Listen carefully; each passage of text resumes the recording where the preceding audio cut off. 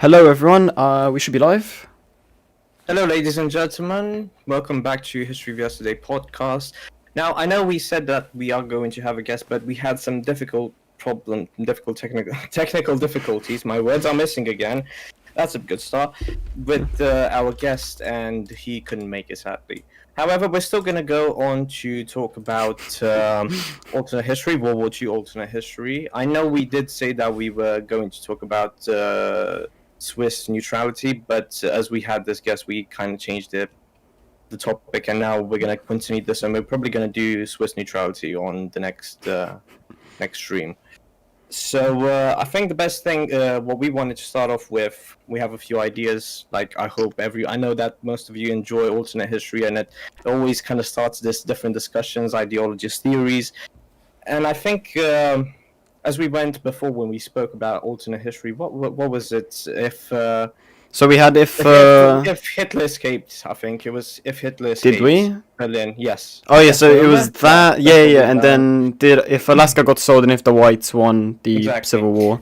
So this time we're gonna start off if Calin's choice, because he always mentions Hitler. It was Of a treat course. because he didn't mention Hitler for the last 3 podcasts, but sadly ended. We're gonna talk if what would have happened if Hitler died within World War One. Because I hope that many people, I know some people are not aware that Hitler actually partook part in World War One. He was actually a good soldier. He was actually honored with the Iron Cross, which was the best medal you can get for courage within World War One within the German army at the time. So, Calin, if you would like to start us off, as always, before we start, microphone check. Yeah. Please tell us if our microphones are too loud, too quiet. Because we had to change a few things because we were trying to go talk with the guest, but as I said, technical difficulties. So we're sorry about that once again.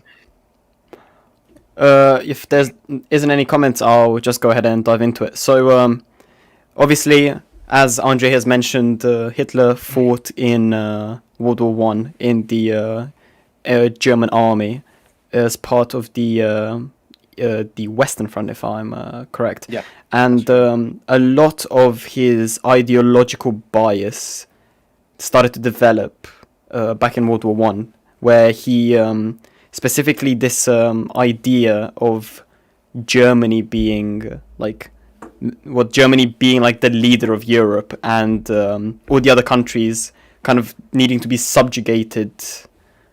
Wait, apparently my mic is a bit loud. I'll turn it down. Apparently, I think rather than saying it, maybe pull it away from your mouth or just go a bit. I've done both, so it should be a bit better now. So a lot of Hitler's bias obviously grew in World War One, and a lot of his preferences also grew in World War One. So Hitler is quite well known for liking dogs, and his love of dogs kind of started in World War One, where his battalion, that's it, had a dog which actually ended up saving them from a shell strike at one point during the war. Was it a shell strike or it was a mustard gas attack? He saved the soldiers by. I think it was. It might have been both, actually. I don't remember exactly, it but might have been both. I know he was almost killed by a mustard gas attack. Yeah. So that might have been it. I think the dog woken up in bark. There are some interesting facts, but I don't know if I should mention them or not. I mean, if people are wondering why he has that weird moustache, it's actually because how the mustard gas affected him in World War One. Because it was obviously when the mustard gas was hitting, the soldiers took up quite a few seconds to put the mask on the face, but until those seconds, the mustard gas already started to cause itchiness and severe problems to the face. And another, I know I've read this somewhere, and I think I am right. I think the mustard gas was also the reason he lost one of his testicles. Was it? No, that must have been shot off, because how do you lose a testicle from mustard gas? I don't remember exactly. I know he did lose one. I might be wrong on this. If anyone has some information about this, but yeah. Oscar also adds that he loved animals so much, such as dogs, so much that he advocated for stopping pharmaceutical testing on animals, replacing them with a particular minority. He did a lot for animal rights in Germany. I know there was like certain zoos which were closed down and other things that obviously don't excuse his later ideals and what he did later on, but that is a fact of his history. But going back to World War One, as we are getting into World War Two, as we always do again, there was a point where Hitler nearly died in World War One, where he was in a village in France, and he was wounded, and a English soldier, if I'm right, saw Hitler wounded and like crawling around, and he decided not to shoot him because obviously shooting a unarmed wounded soldier isn't really like the right thing to do. And this is where we should put emphasis on the difference between the rules of warfare in World War One, in comparison with the rules of warfare in World War Two, where in World War One they were really respected. Things as seeing an unarmed soldier that is wounded, you wouldn't shoot him. And I don't know for the German side, but I know that for the Allied side, at least for the British, that was considered a criminal war crime to do so. But yeah, as I said, so obviously sorry for interrupting. The soldier didn't end up shooting Hitler, and although this story it's got a good foundation, but it's got a weak historical foundation, because some people say that Hitler had a picture of the soldier in his office, some dispute it, there's been interviews with the supposed soldier where he states that it wasn't actually Hitler. So this is, although it doesn't have a very stable historical background, it's still interesting to think about what would have happened to Germany if Hitler ended up dying in World War One. Would it have followed the path that it ended up following of becoming a right-wing nationalist country and then invading Europe again? Would it have fallen to the left wing, the communists, who had quite a strong hold on Germany up until the Spartakists started putting down the revolts and the government started to crack down on them? I think what's important to mention over here is that a big part that was played within reaching his political power or gaining his political power was obviously the rank that he achieved within World War One, showing that he had the potential, and a lot came obviously from being dedicated to his cause, in the meaning of hating the Jewish population so much to the point where he was motivated to get into the leading position and sort of remove them. It was kind of what led to him, and this can be read also in Mein Kampf and his book, which he wrote during his imprisonment, which was, I think it was almost 3 years. Was it? Or how long was it? I'll have a check, because I'm pretty sure it was it might have been a shorter period of time. Oscar also mentioned something in the chat, if you want to read it while I... Right. Pretty sure the bollocks got shot. Yeah, I assume so myself. I think I'm wrong about that. Just that's why I wanted to check. But I know he did lose a testicle. Apparently, his name was Henry Tandy. Is that the man who? Yeah. That. Oh, okay. No. Wait, no. No. Wait. So that's not the man that shot it off. That's the man the man that helped him. Right? No, there's the man that didn't shoot the wounded, unarmed Hitler. So that helped him, basically. That helped him, sure. You could. Yes.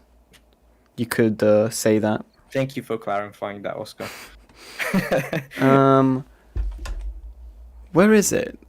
I'm struggling for some reason to find the date. Let me see. I'm pretty sure he was only imprisoned once. Yeah, he was imprisoned once, but he was sentenced to 5 years. But I don't think he served. So he was arrested in 11th of November 1923. He was on the 1st of April the next year. He was sentenced to 5 years, and he got let out of jail on the 20th of December 1924. So he's actually served 6 months. I'm pretty sure it's 6 months, because that's the number I remember. Right.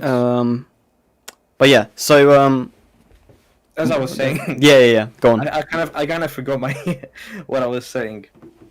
Right, so obviously we know that I was talking about Mein Kampf, his book, and his book also played a big role because it was a bestseller at the time when it came out, and I think that's when the first influence of fascism from Hitler himself and from what was to become the Nazi Party was coming from, because he in that book he literally had the whole Nazi ideology, the whole Nazi fascist ideology of the hatred of Jewish people, of the Aryan race and how they are superior in each and every way, comparing to all other races and so on and so forth. If you want to see more information, do read the book. I don't recommend reading the book.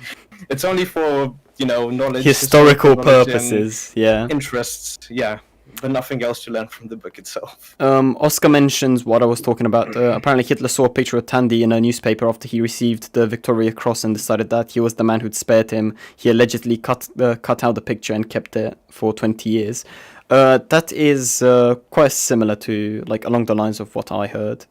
But yeah, so the central question now that we wanted to ask, because this is an alternate history episode, is what if Hitler did get shot by Tandy, or maybe he didn't get saved by his dog, or maybe he was just randomly shot in the battle. There's many ways that Hitler could have died in World War One. So that puts forward the question of the first question that we would ask is who would have taken his place as a leader, and exactly what party. I know I've written an article about the elections that he partook in, and the elections that the Nazi Party won. And I need to look for. I had a graph showing exactly all the parties and how many seats were taken in the parliament. And I think it was the German Conservative, what you would call the German Conservative Party at the time. They had a specific name, one of those German long names, but they were conservatives. Yeah. I think they were the closest to win at the time. I'm gonna try to look for it, even though it might be difficult. I mean, I know that there were socialist parties and left-wing parties that also had a lot of a big hold, at least on the country in the early stages of post-World War One Germany. So, as an example, the county of Bavaria, which is like the southeastern section of Germany, was actually taken over by some socialists, and the Bavarian Commune was created, which I'm pretty sure fell after a year. But it shows because they starved, as most like communes that start out like that do. But what I'm trying to get at with this is that the socialists and the communists did have a quite strong hold over the country, especially after the communists took over Russia, because Russia was obviously trying to influence other countries and was supplying communist cells in these countries with weaponry and supplies and other such things to try to influence them. Just a moment there. We have a comment on Facebook saying, did he really escape from Berlin? No. So we have done a podcast before with alternate history. Alternate history is looking at different outcomes, different possibility of what could have happened or what might have happened if an important leader might have died. In this case, how we are discussing if Hitler died. And that podcast, if you're interested to see, you can find it on our YouTube channel, History of Yesterday. We were talking about what if Hitler did escape, the potential, the possibilities of him escaping, as if going to South America, going to the Finnish countries, or I don't remember exactly what sorts of other examples we gave. But yeah, no, he did not escape. I mean, there are conspiracies. We assume he didn't. We don't know exactly. I mean, from what I've heard, his dentures were found in Berlin. Yeah, we also mentioned that, yeah. So yeah, that's also part of the podcast. So I'm pretty sure it's either the first or the second topic that we talk about in our last alternate history podcast. If you want to check that out, it's on our YouTube channel. And Oscar also commented below that comment, have I got a podcast for you? Thank you so much, Oscar. He already knows. What I wanted to add is, I think, I can't find the article right now, but I think I'm pretty right saying that the German Conservative Party at that time would have probably taken over. But I would think, rather than that, it would have been the Kaiser that would have actually taken the ruling of Germany, because he did live until 1941, I think. Yeah, 1941.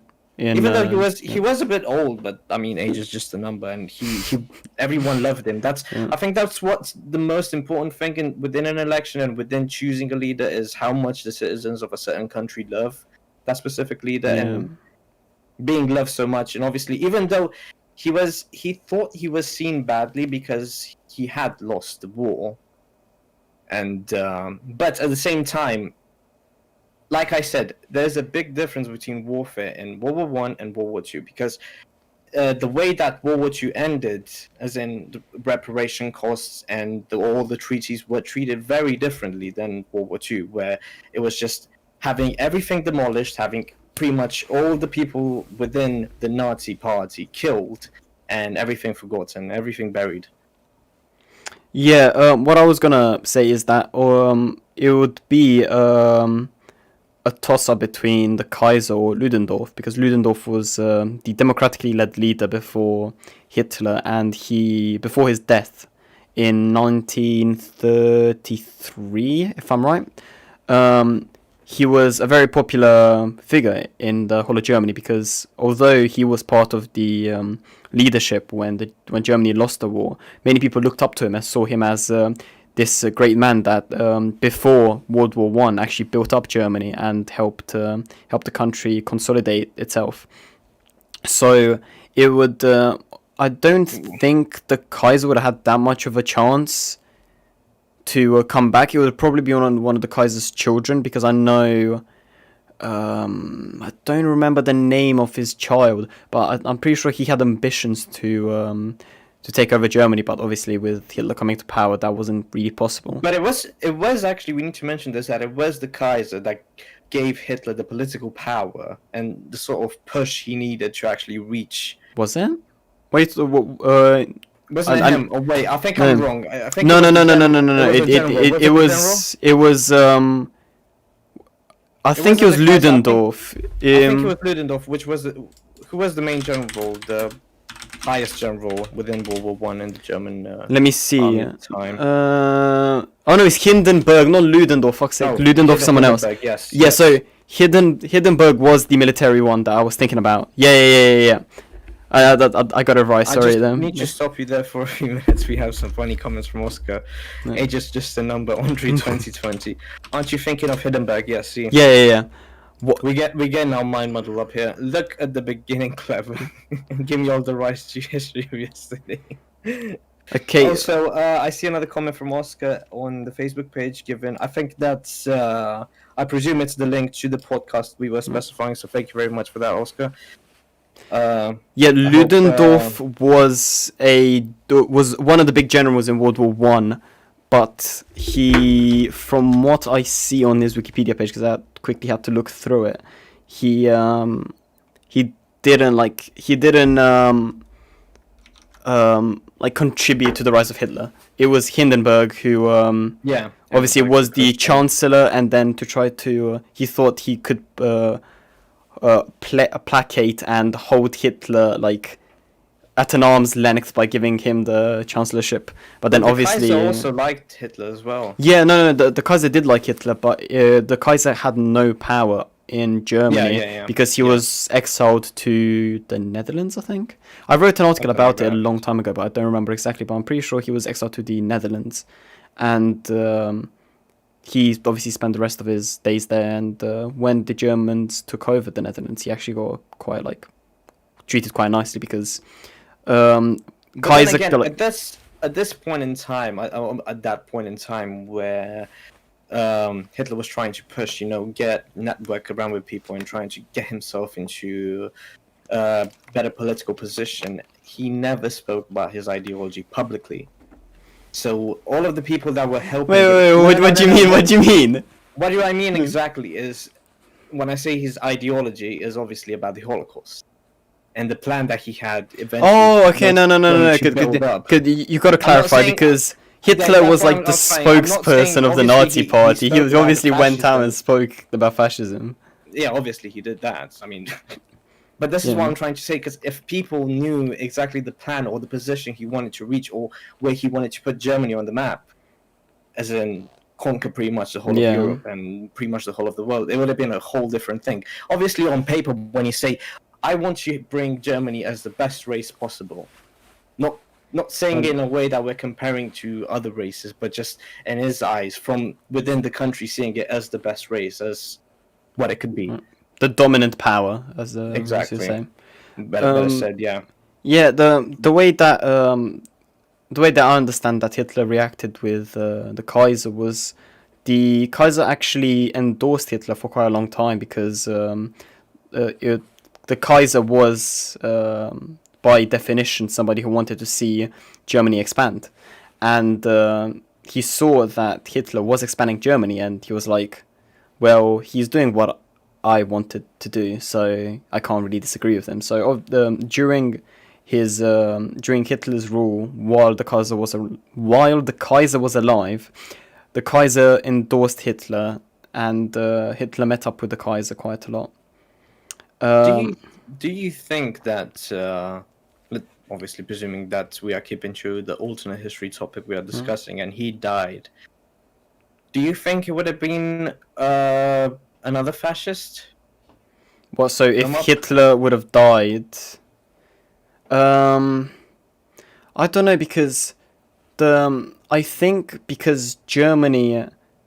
No, this is the way I think about it. The Nazi Party rose to power in a very peculiar way, which meant that without the help of Hitler, it would have been unlikely that the Nazi Party could have raised enough support, or like any nationalist party would be able to raise up enough support to get themselves up into office and have as much power to take over the country.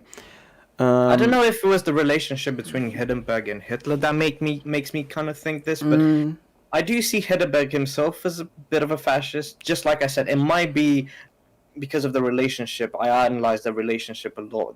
He was really helpful, and he was the one to pretty much put him in touch with all the right people to actually have him. I mean, from my understanding is that Hindenburg didn't really like Hitler that much because he saw his rise to power. He saw that he was trying to like grapple at the power for Germany, and he was like, "This is not what we fought for in World War One." But that was later. Yeah, well, earlier on it's different. Later, at a point where he actually regretted this because he couldn't stop him anymore. He has built up the Nazi Party so much, and he had so many admirers, so many people that wanted to vote for them, that it was just unstoppable at that point. I mean, only kill him, but even if they killed him, that would even raise even more probably power for the Nazi political party. I want to hear some suggestions from the... Yeah, if anyone has any ideas about what would have happened, what ideology might have taken over, maybe communism would have been able to take hold in Germany, and it would have been we would have ended up in a Cold War scenario much earlier than we did in our timeline, or maybe Germany would have remained democratic and we wouldn't have had a World War II, or if we did have a World War II, it might have been between the Western world, like Germany, France, and no, I think what would have happened is it would have turned the Soviet Union to become the new Germany and take over the whole of Europe, and then it would just be a fight between British and Americans. Yeah, a fight which would have no point because having so much power, so many resources. I mean, no matter how powerful America was at the time, still, in my eyes, it wouldn't have stood a chance. America was quite weak in the early stages of the 20th century. We don't really we think of America as this great power, and because of the influence it has today, but we never. Yeah. Because I mean, they did have the big. It's stuck to my head. What the Great Depression? The Great Depression. Yeah, Great Depression in 20th century. What I wanted to mention is that especially during World War One, there was America wasn't as strong as it is now, quite obviously. Where to the point where it wasn't a big threat, but Mexico was considered a threat to America at points throughout World War One, as Germany was trying to influence Mexico during the war to keep American resources on the continent rather than sending them over to Europe, so it could weaken England and France. And as the booming 20s here in America, the economy did grow a little bit, but the Great Depression kind of backtracked that whole progress, and it was only through who was the leader of America after the Great Depression? I think I don't know why American leaders that well. it was someone called Hoover, because he instituted it was someone with the last name Hoover, but I don't remember his first name, because he instituted a lot of public projects and kind of built up America again. You know what was the problem within the Roaring Twenties? The big problem was that economy wasn't growing, because most people that were wealthy, what they would do is take most of their money and have it on alcohol, which was prohibited at the time. So they were pretty much just sending money over to Britain, because a lot of the alcohol that was illegally imported was coming from Britain, which was hidden in crates. They were spending money on other things. It wasn't like alcohol was obviously a money sink, but it wasn't. I think you're portraying it as like a really big money sink. But like the whole. I've read it was quite. The whole of America, they didn't just turn into alcoholics as soon as alcohol got banned. It was a bit. But I know moonshine. It's this psychological idea where if something is illegal, I want it. Yeah. Just like the reverse idea of what's happening within the Netherlands, within Amsterdam, where you have drugs that are legal, so not many people are actually into drugs that much. Is this psychological idea of something illegal, we want it? Yeah. And especially at the time where, after the Big Depression, the Great Depression, or Big Depression, whatever you want to call it, the Great Depression, it was so boring that people wanted to just have fun, and was all of this jazz going around and everything. It was a new age, as they called it. Yeah. Oscar has given us the name Herbert Hoover. Yeah, he was. I don't think he was the president. I think he was the economic planner of the United States after the Great Depression. I don't remember exactly. And he also mentions that Kennedy bought thousands of cigarettes from Cuba before he banned them, which was obviously a smart play by him, but not very ethical. I believe the phrase, the secret ingredient is crime. Cigars, yeah. Wait, what were you going to say? Do you really want to get into ethical presidents of the United States of America? Oh, yeah, of course. What was I going to say? Like, back to what if Hitler died?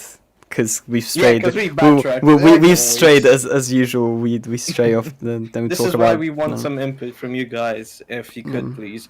If you have any ideas, because we're just gonna get from one idea to another over here. I mean, obviously the main idea that comes to my head is a democratic Germany. Yeah, I just want to get the election statistics from Germany. I do not remember, because I know I had a graph, and it's so annoying that I don't. Okay, so I didn't think we would come to this. Yeah, so okay, this is what I wanted to see. So the 1928 elections. This was the ones obviously before there was elections. I have the statistics here. I have a breakdown, but the breakdown isn't like very visually pleasing, so I'll run it through vocally. Yeah. So as I remembered, the Social Democratic Party, which is obviously the more left-leaning party,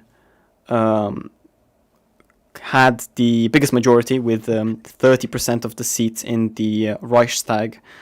The German National People's Party, which is a right-wing party, it was later in alliance with the Nazi Party. They were the next most popular with 15% of the seats. Yeah. You had a centre party, which is the from what I've seen here, it's the same party that currently rules Germany, because it has transformed into the Catholic Centre Party. So, if I'm not mistaken, it's a more like central but slightly right-leaning party. And then one's the interesting one. Yeah, so then you have the Communist Party of Germany. So we see like and below that is the German People's Party, and then German Democratic Party. Yeah, it's that is surprising, actually, having the Communist Party gain 10% of the seats. I'm pretty sure the communists actually had a majority, or like the socialists obviously had a majority, because they ruled if So in the this case, can we argue that that's what I was the gonna high say, potential of because communist Germany? there's if we add together the percentages of all of the different left-leaning parties that were present in the 1928 election, and because Germany was just a mess in general in terms of democracy, because anyone could make a party and anyone could sign up to get voted, which Well, I meant mean, we that should mention that the number of parties that have taken place were over 30 in that year. yeah.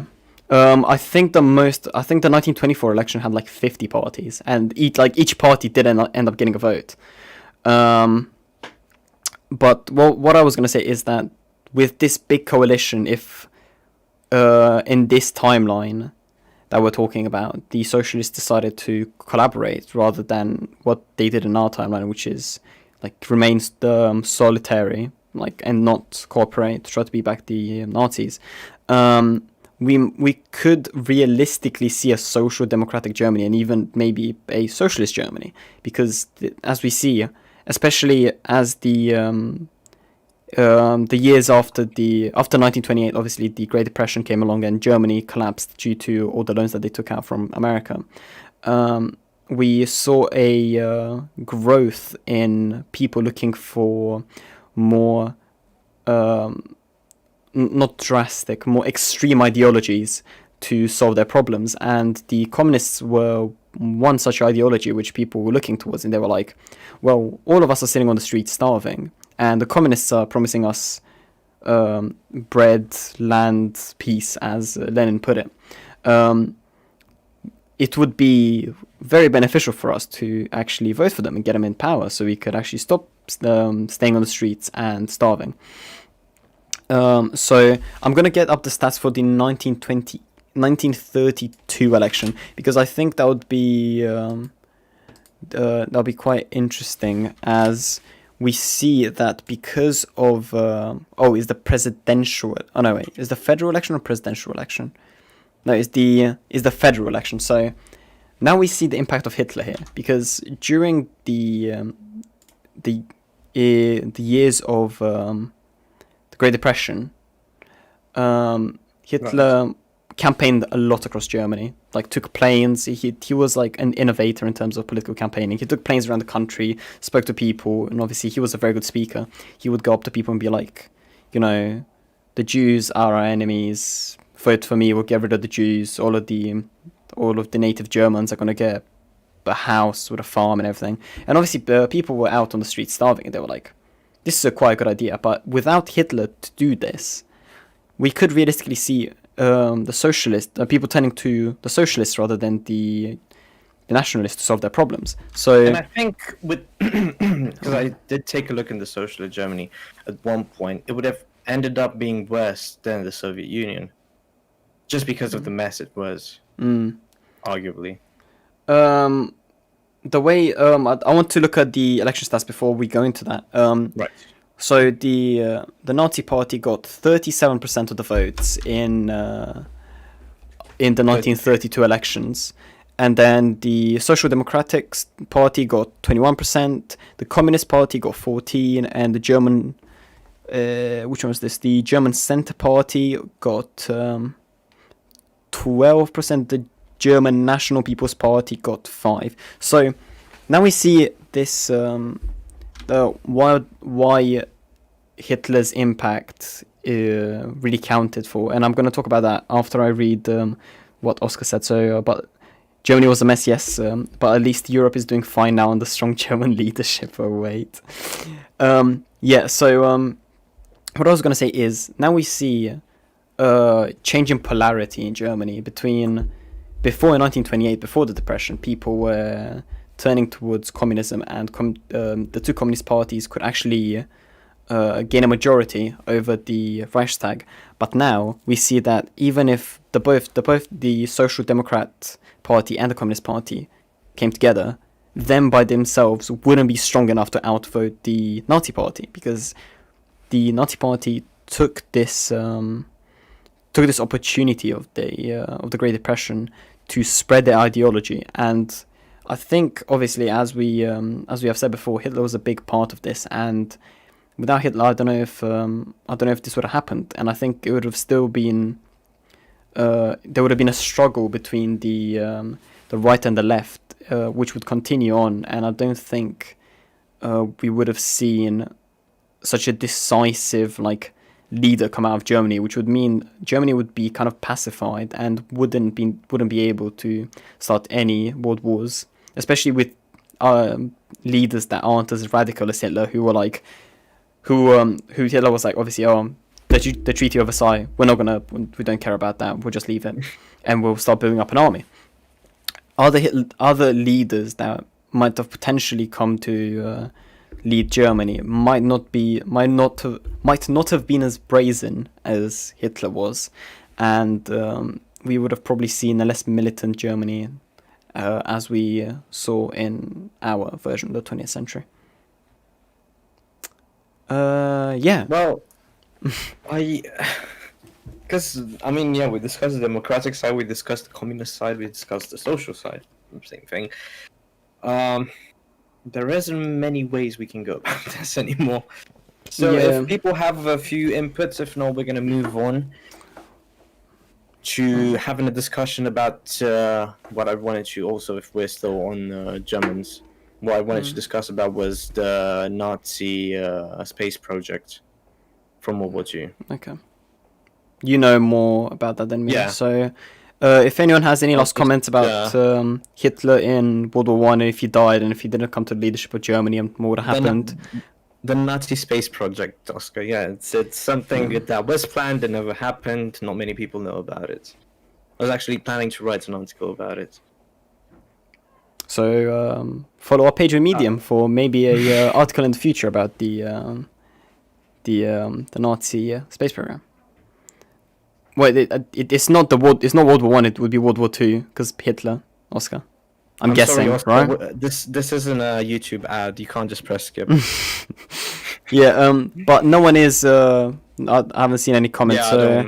I'll change the topic to Nazi space program. I'm actually interested to hear about this as well because I've heard of it, but I don't know.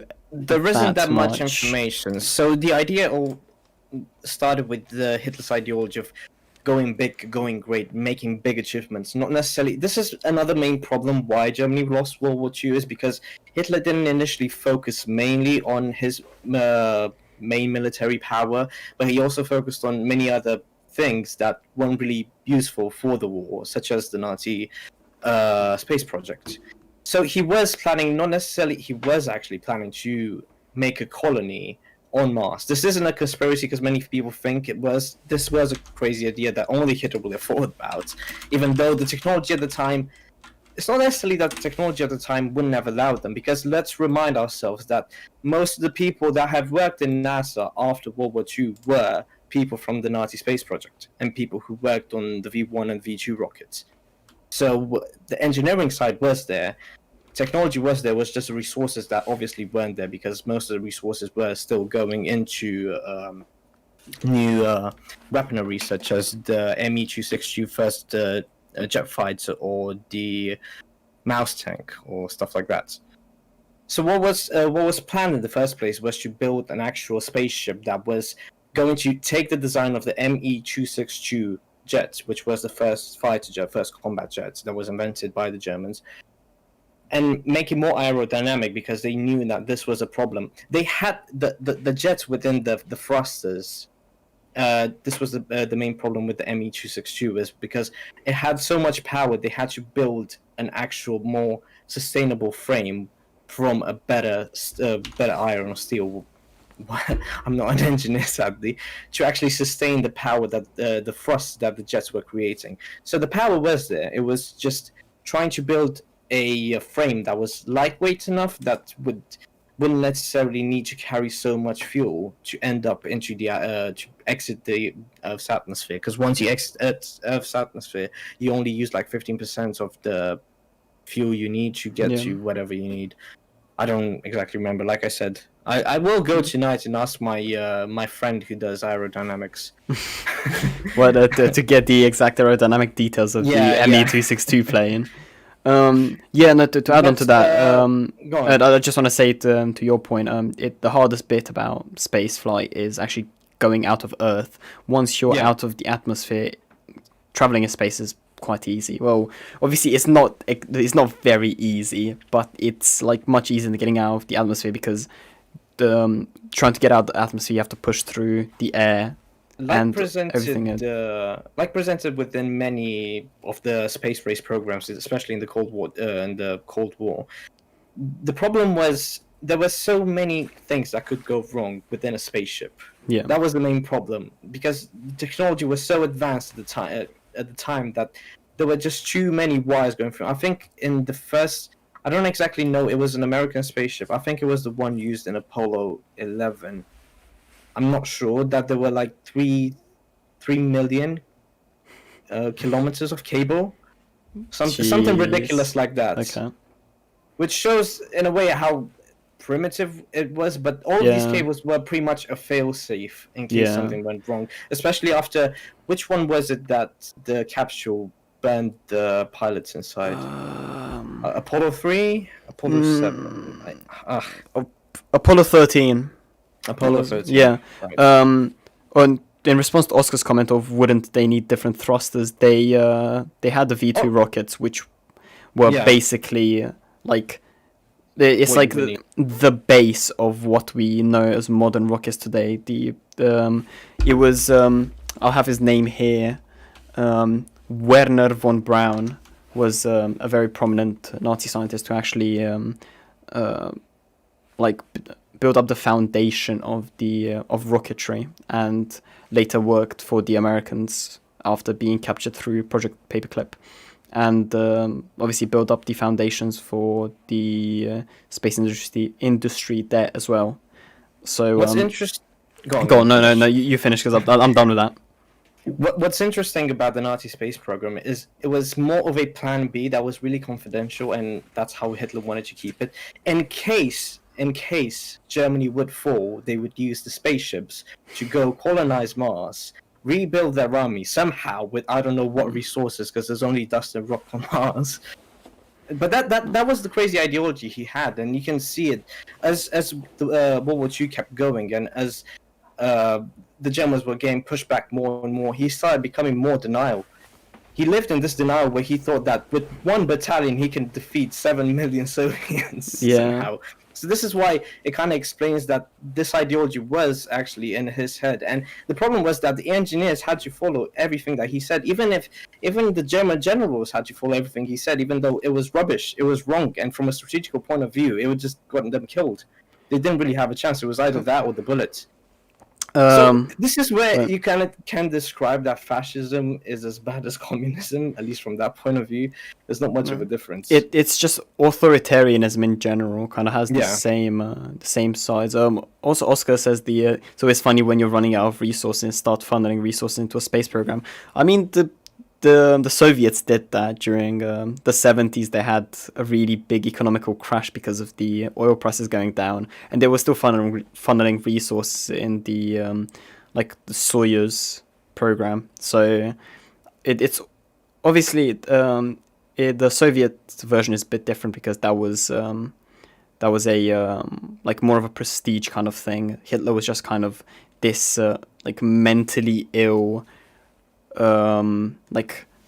vision of him walking around on the moon and setting up the Fifth Reich up there because the Fourth Reich failed down on Earth. Wait, the third? No, you're wrong. So the Fourth Reich. Yeah. I keep forgetting because the first one is how far is this guy going in the future? I don't know. Maybe the fifth one will be on Mars. But yeah, tune in next time. The Nazi space program with Hitler's on Mars. I mean, that'll do well on YouTube. So then, apparently, what has been said is that there was a prototype built within the hidden bunker / airport, where the Me-262s were launched from. I don't remember. It was in the middle of some mountains. I don't remember exactly where. It was a half bunker that was built within the mountains. Yeah, I think you know what I'm talking about. Yeah. I think I do.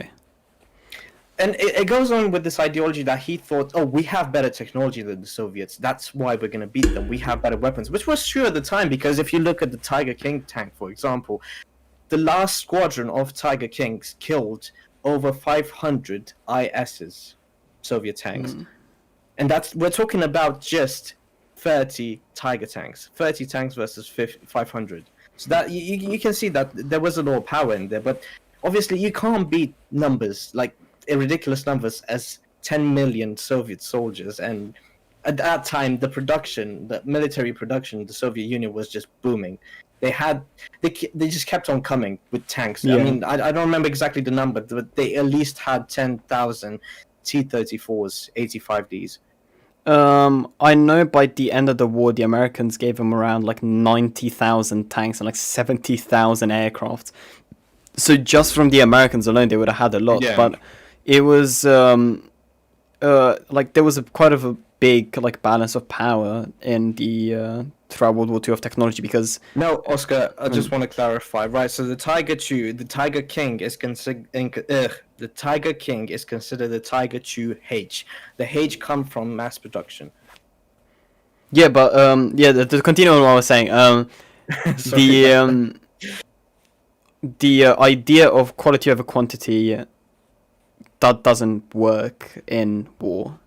You need to have kind of both, and Hitler didn't really see this balance, because we see that he wanted to use this idea of, as you said, the technological advantage to beat back his enemies, but he just didn't have the power to push this technological advantage, because he built tanks such as the Mouse that were like, where he started with the concept. It's not that it's inefficient, that it would be able, like, it's a functional tank, but there is so many downsides to having this super heavy tank that just like that it's not mobile. It's not like he switched up from having this mobile doctrine where he'd had fast tanks, a bunch of fast tanks that pushed through, which worked at the beginning, and after that he was like, oh yeah, that's not going to work anymore, let's make heavy tanks and try to win that way.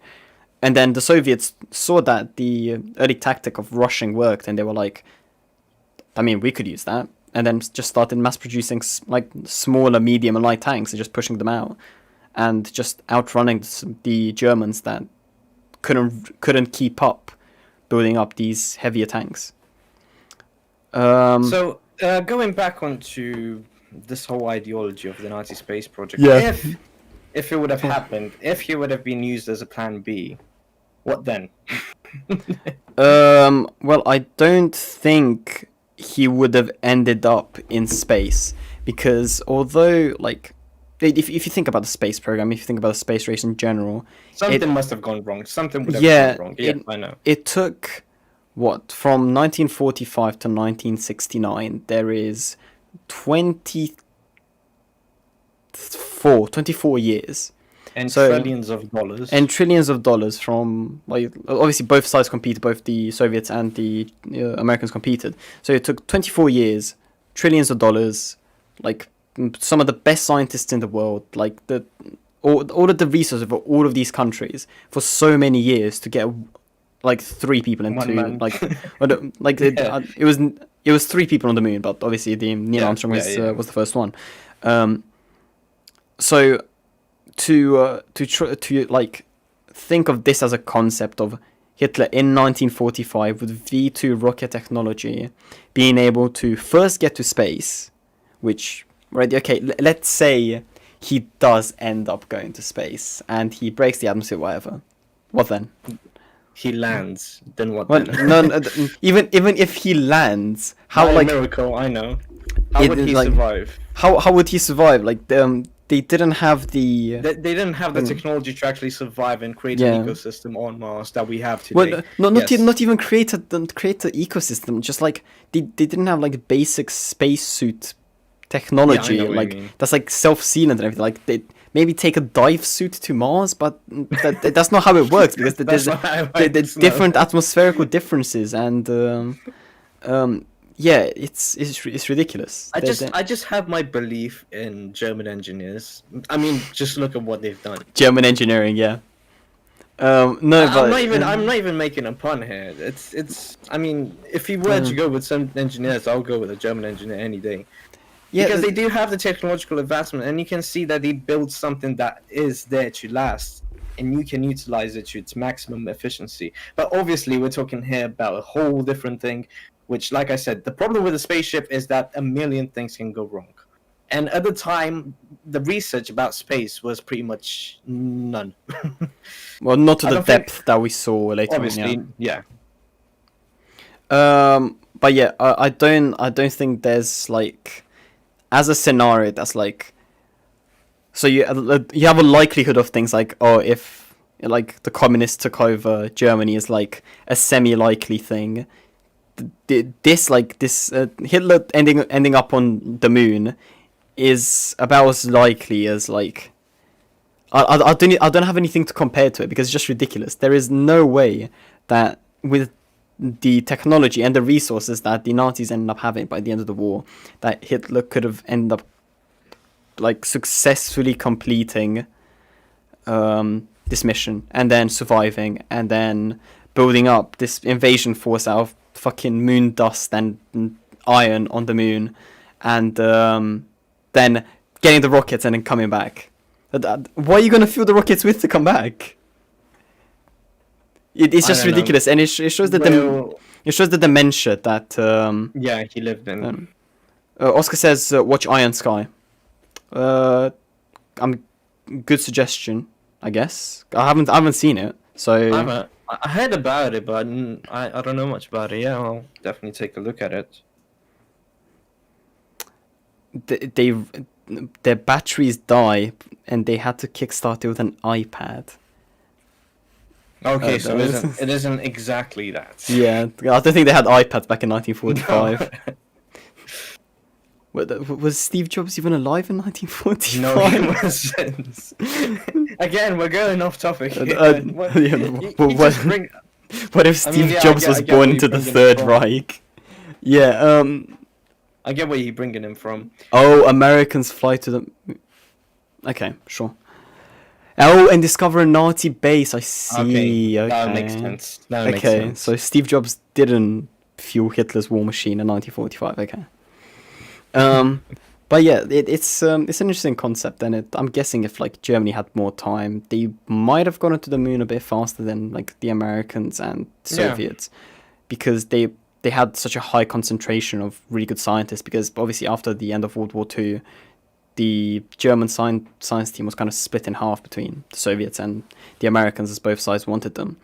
3/4 America, 1/4 the Soviets. Yeah. So if both of those teams were if both of these separate teams were together, they might have been able to do this much faster.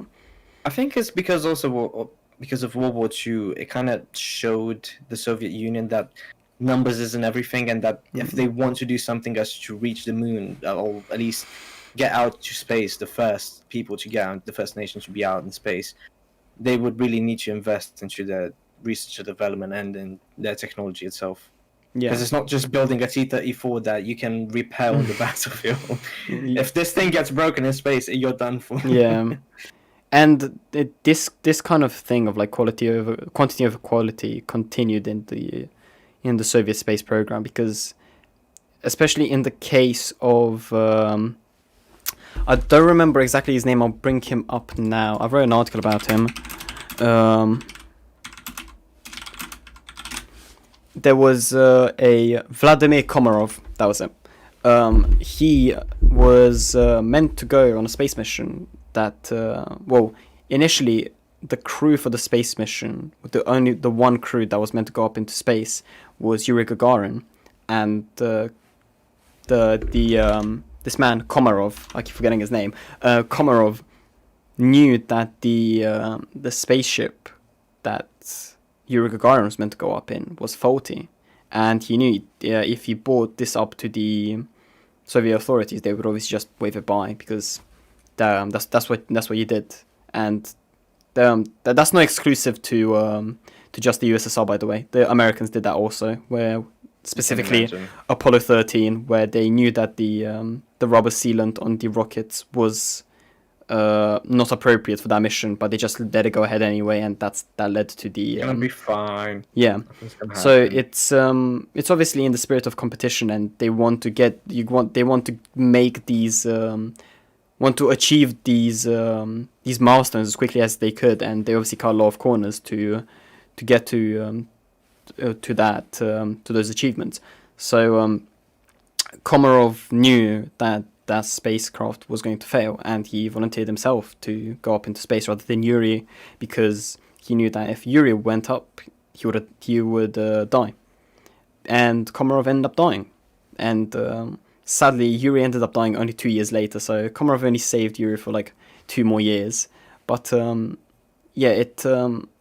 you see a bit more on the Soviet side, this lack of search for quality, it's still something that kind of remains in the culture of the country. Oh yeah, we've been speaking for like an hour and a bit. If anyone has any other comments about the Nazi space program or wants to ask us any more questions, anything alternate history, not necessarily have to be Germany, just anything. Like we said, we're just trying to start discussion because this is about alternate history, just trying to jump from a really crazy and extreme idea to another. But I wanted to give the example, when we were talking about the sealants on Apollo 13 or any other, let's say, things that seem small but should have been fixed within the Soviet space program. It's just like that moment when you see, you're going into a flight and you look out the window and you see some engineers trying to stick the jet's engine. Oh yeah, with sticker tape, yeah. Tape. But actually knowing that duct tape is kind of the best thing he could have used. I would trust duct tape more than some glue. However fancy or expensive or, I don't know, NASA approved that glue is. Good old duct tape. I'm trying to find the story of that I'm talking about, because I want to make sure that I'm not getting it wrong. I'm pretty sure it was Apollo 13, but I just want to make it 100% sure. Wait, let me see. I'll tell you now, because we might have been getting this all on. Was it that late? I don't think it was that late to be Apollo 13. Well, it was not. It was 1974. The thing I'm talking about. So, when did I write it? Oh, it's gonna take me a bit to find it. Give me a second. Can't have been this. Okay. So there we are. Oh no, it was the Challenger disaster. Yeah, the thing I'm talking about is the thing you are talking about is Apollo 1, my friend. No, are you sure? Yes. Because I've written about the Challenger disaster, and that's what I was describing. No. The Challenger disaster is totally different. I'm talking about Apollo 1, where the three guys burned to death. Oh yeah. Okay. So I knew something was off because I knew it was kind of late to go. So you were talking about Apollo 1. Yes. And I was talking about the Challenger disaster, and I thought they were the same thing, and I thought they were Apollo 13. Yeah. But didn't Apollo 13 also end up with the? So it wasn't the Apollo 1 where Edward Higgins White II, Roger Bruce Chaffee, and Virgil Ivan Grissom have all died in the capsule, and they didn't even take off. It was a problem with the connections and the radio within the capsule itself, where it went wrong. Again, it wasn't properly checked apparently. Yeah. And the whole thing just burned in a few seconds. They just burned alive in there, sadly. And I knew it was. I knew it was like at least the first ones, but I didn't know it. I wasn't thinking it was the Apollo 13. I'm like, this is kind of late. I don't think they would have made such a big mistake so late in Yeah. time. I knew it was I at mean, least Apollo 3 or something. the crew of Apollo 13 also died in an accident. What happened there? Lack of oxygen, I think. I don't remember exactly. I can let me see if I can find it You have a quickly. look.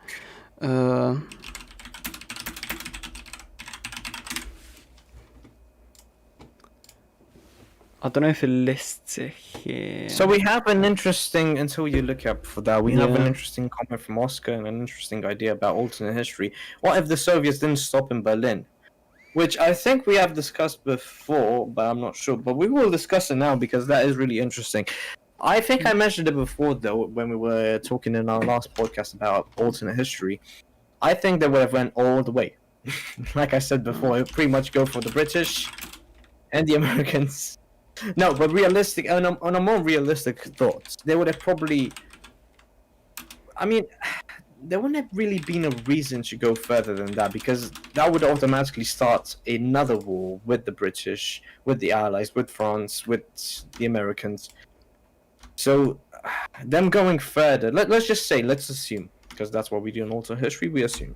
Let's assume they went all the way with Europe, they taken France. Then they were like, okay, the British are kind of nagging us, let's take the British as well.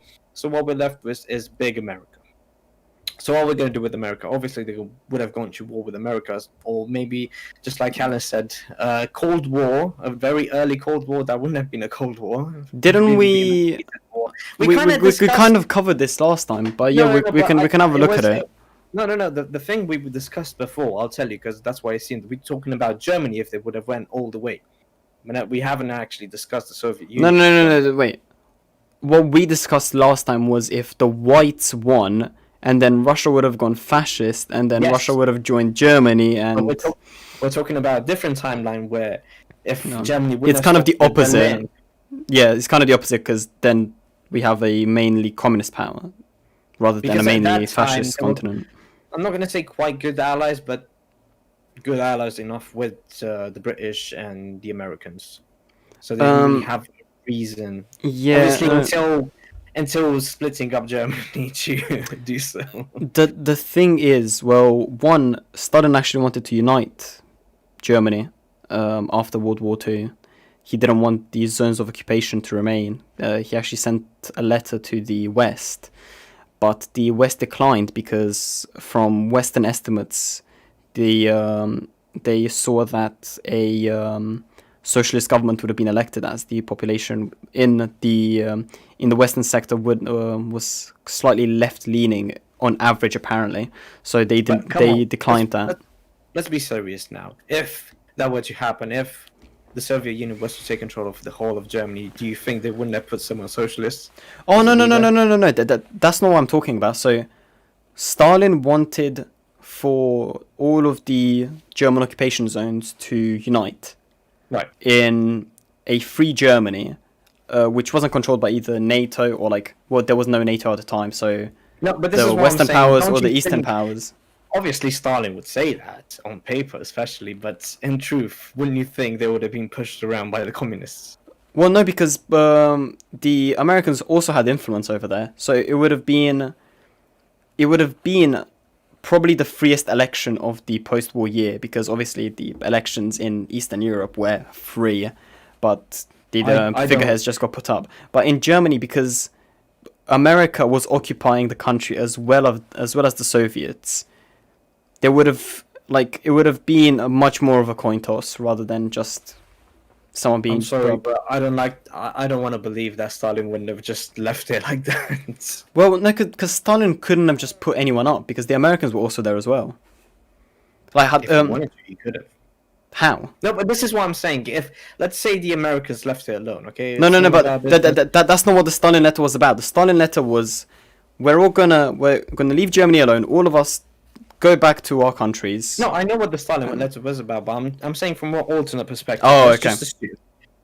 America left it alone. British were like, okay, we got what we wanted, our part, whatever. We're happy with what we have.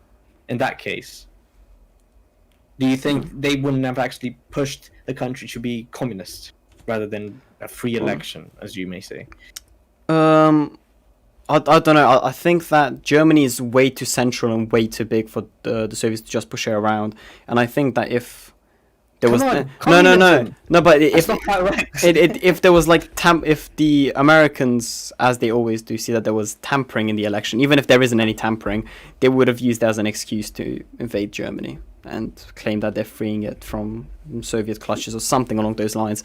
That's what I'm saying. And as like obviously they've used that excuse before. I don't see why they wouldn't use it again. But from the perspective I'm talking about is the fact that they would have all retreated and they would have been like, oh, you know, you do your own thing, just don't remilitarize again, which obviously worked last time.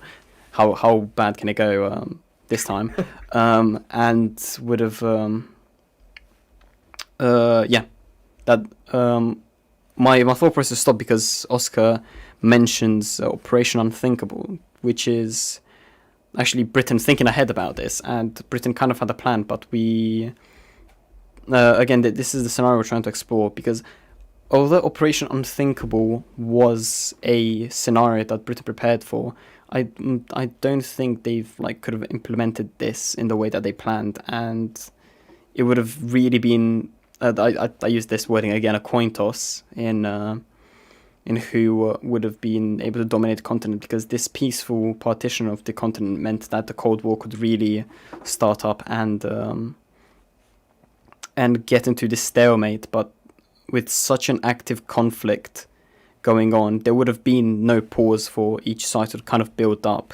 And I think although the Soviets did lose 20,000 people, it would have ended up with both sides actually, I don't know, because the Americans would have probably thrown everything they have at the continent to try to mitigate this threat, because even after they allied with the Soviets, they still saw them as a threat. So if there was a threat of the Soviets taking over the whole continent... I never understood, right? I mean, I know building relationships, being diplomatic is very important, especially at those times after a world war. But what do they gain in the short term? Let's not exactly look at the long term. What do the Americans gain? From what? From trying to mitigate. From trying to mitigate communism? Yeah. Well, what they gained from trying to mitigate communism throughout the whole of the 20th century, just more influence. Trying to just mitigate the influence of the Soviets within Germany, within East Germany. Well, if the whole of Germany turned communist, then... Yeah, Oscar mentioned something we talked about in our last podcast, domino theory. That's... No, I know Oscar. I'm not referring to that because obviously... Yeah, have I got a podcast for you? No. Basically... What I'm referring to be more specific, is, let's say, obviously, if we have Germany splits up into the east and the west and the southern side, but that's less important in this discussion. What does America exactly gain? Let's just, again, alternate history here. We're going away from reality. Okay, so you're saying, what does America have to gain by keeping Germany... Let's assume that the Soviet Union was like, okay, we're happy. We are going to have some influence within Germany. We're going to take some resources from them. We're not exactly going to conquer them. But yeah, we're going to just take a few things whenever we need them. And they're not going to say anything about it.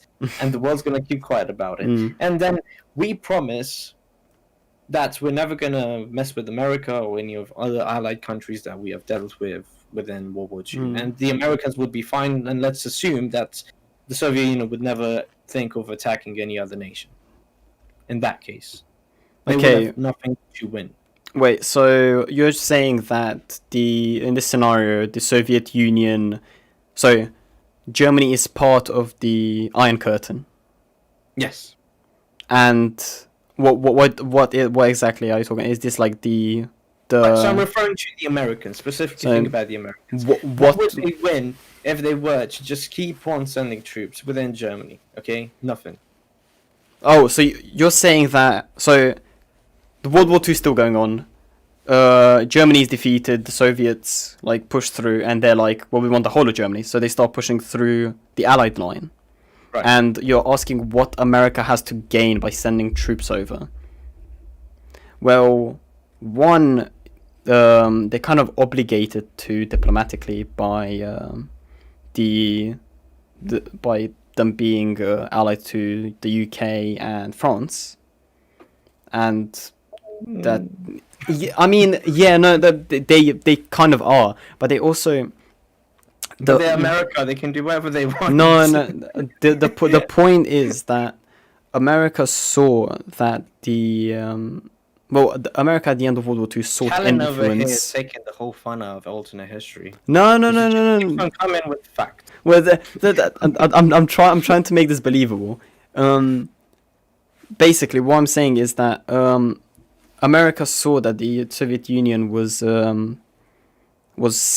like seeking influence across Europe, and if the Soviet Union continued to push towards like Paris, let's say, they would see that if they do reach Paris, and if the Soviet Union dominates the entire continent, they stop at Germany because they just want Germany, and they don't want to conquer it. They just want an influence within it. What they wouldn't.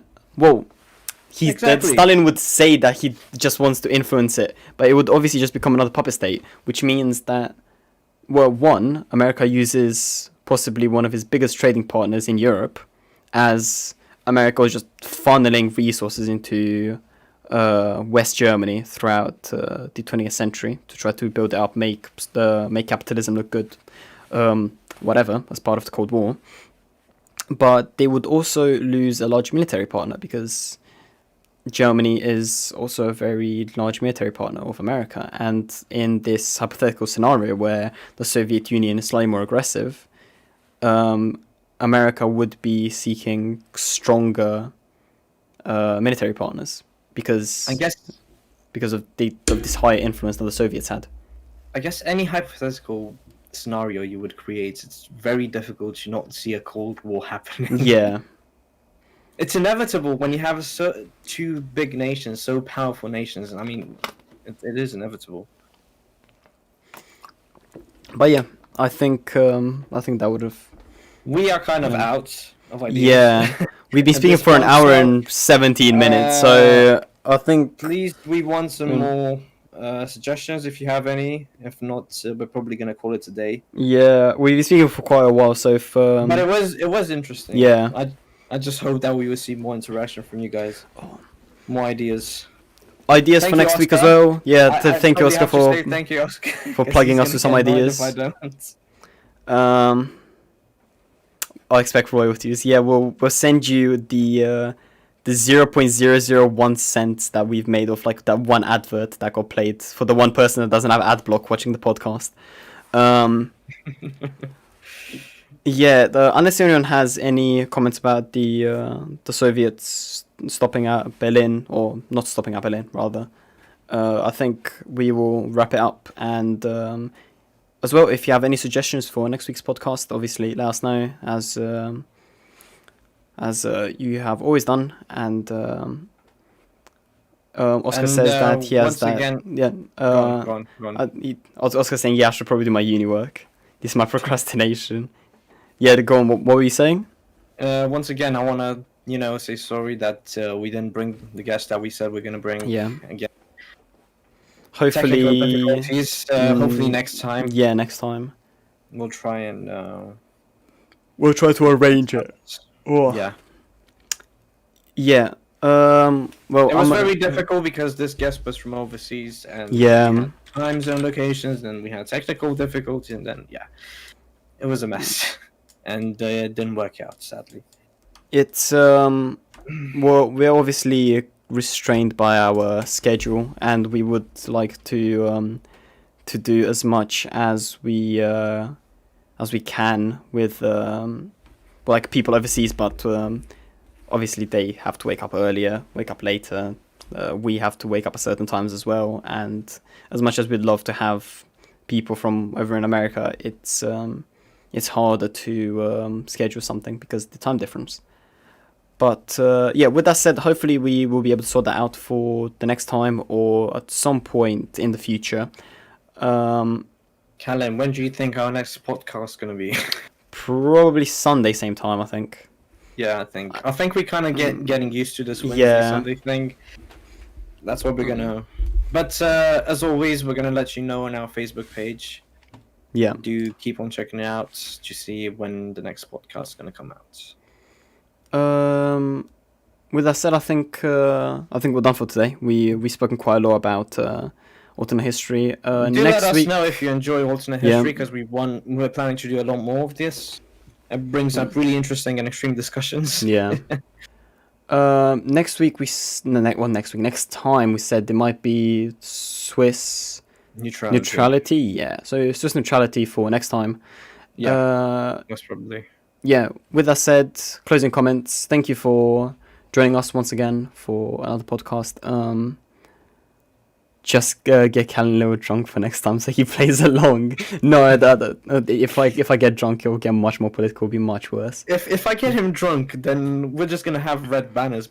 Yeah, no, the podcast will probably last 3-4 hours, and it will just just going on a spiel about, like, I don't know, probably communism or something along those lines. But yeah, the channel will probably get banned. Yeah, no, we would probably that starts yelling in Romanian. Yeah, that's an idea for maybe in the future. If we hit 100 followers, so we can actually get that subscribe button, I'll do a drunk streamer trying not to get us banned. There we are. There's a goal. Yeah. Oh god. But with that said, thank you for joining us. Hopefully you can join us around this time, Sunday. We will update you on our Facebook, facebook.com/history of yesterday publication. You can find all of our socials in the description of our Twitch. Obviously, if you're watching on Facebook, you already know where you are. And on YouTube, you can find them on our banner on our channel. If you want to keep up with everything, all of the podcasts are recorded and put up on YouTube and appropriately named on the topic that we talk about. So if you can't make it to one of our podcasts, just look up on YouTube. But yeah, with that said, thank you for joining us. Tuning in. And we will see you next week. Well, next time. Have a good afternoon. Have a good afternoon.